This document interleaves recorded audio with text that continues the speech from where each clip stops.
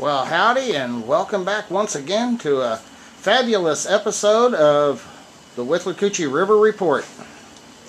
The report where you will be, the vlog where you will be highly offended by my compelling rhetoric.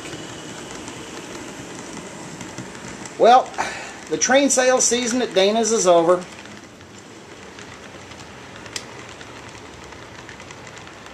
And I'm gonna, I guess I picked up a few items this year.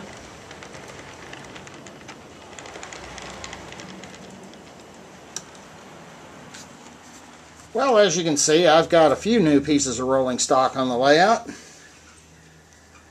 I'll start with these two F39A flat cars of the TTX design. Of course, it was really also, I guess, a conglomerate, a design that was done between both the Pennsylvania Railroad and TTX, or what became TTX.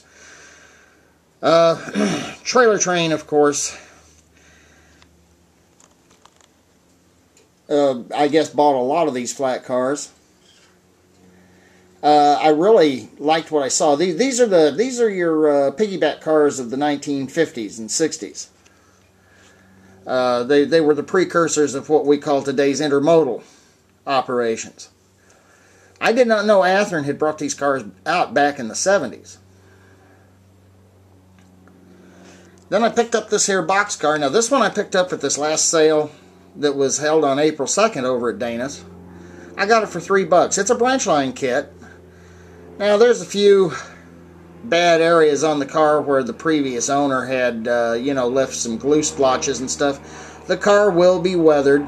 All of the stirrup steps, of course, are broken off, which, hey, the way this stuff gets handled around here, around these parts. For a couple of bucks, I picked up this really cool, much older, and it's an all-metal kit with a wood floor, outside braced gondola car.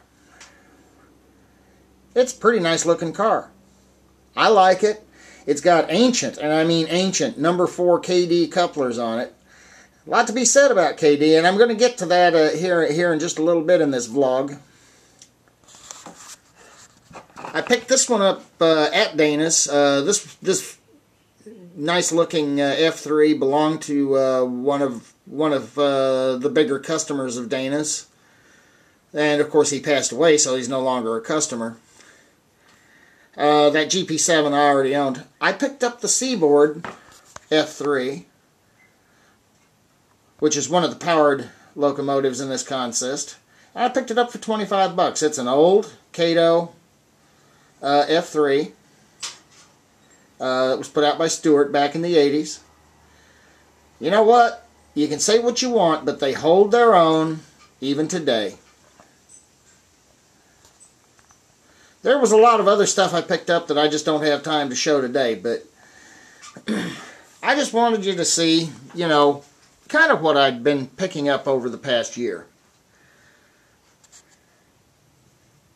These, of course, some of those 3 cars, that branch line box car and the 2 flat cars I picked up this last Saturday. I don't remember when I picked up that gondola car. It might have been back in February. Might have even been back in January. The C&EI F3 dummy there I picked up at Dana's, I guess back in January or February sometime. That was one I bought out of the store, so. But I guarantee I did not pay full price for it. It's actually a Bowser model. Right now I'm running some tests, just testing the rolling stock mixed in with some of my older rolling stock. I'm having a little problem with one of the F39A flat cars that keeps wanting to come off the track, the TTX unit. I wanted the TTX car, but I wanted the Santa Fe trailers that were sitting on the Pennsylvania car, so I bought both cars.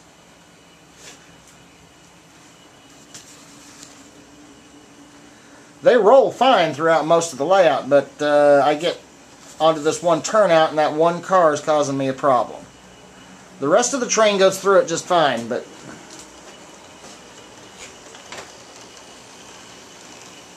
Yes, I love those old Stewarts. Absolutely.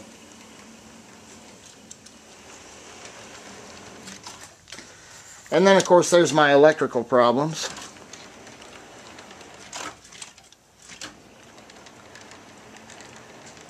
I have soldered and soldered and soldered on that track and soldered jumper wires and everything else, and I still have to mess with it.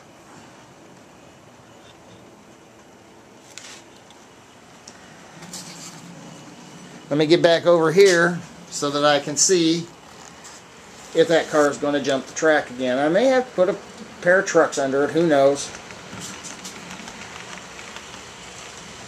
Ah, I know what the problem is now. It's derailing back there on the curve. Okay. That means it's derailing off of the other switch here. Okay, now we see what the problem is. The problem is back here. It isn't the switch over here, it's this switch over here, or it's this hump here where the track kind of, so maybe I need to loosen up the truck so that it can pivot up and down, or, you know, yeah, not side to side, but front to back. And that may be what the problem is. It's just not loose enough. I thought I had loosened the trucks up on that one okay, but I guess I didn't.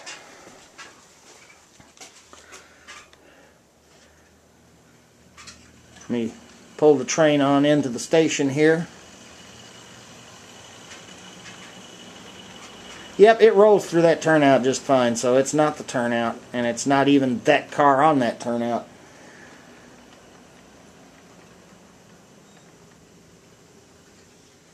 Okay, now for the part of the vlog that might offend some people, especially people who have gone to the trouble of actually using conversion kits.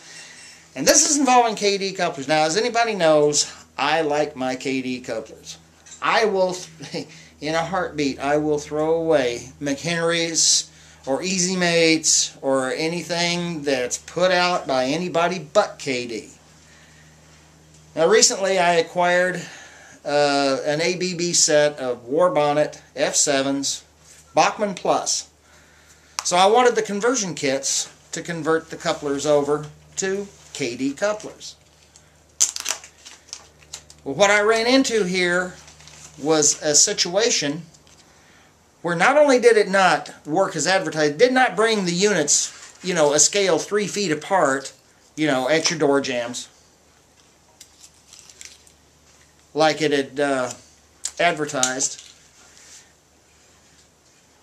You have to trim parts of your truck side frames. You have to trim part of the truck. You know, thank God I've got spare trucks on hand. That's got to be one of the worst designs I've ever seen come out of KD. They should know better. You know, back in the 70s, KD invented or brought about or designed the T-shank coupler for the N-scale market. Why couldn't they do the same thing for the HO market? It's just my opinion, but I think that, you know, running drawbars between F units is probably a better idea until KD gets their business together.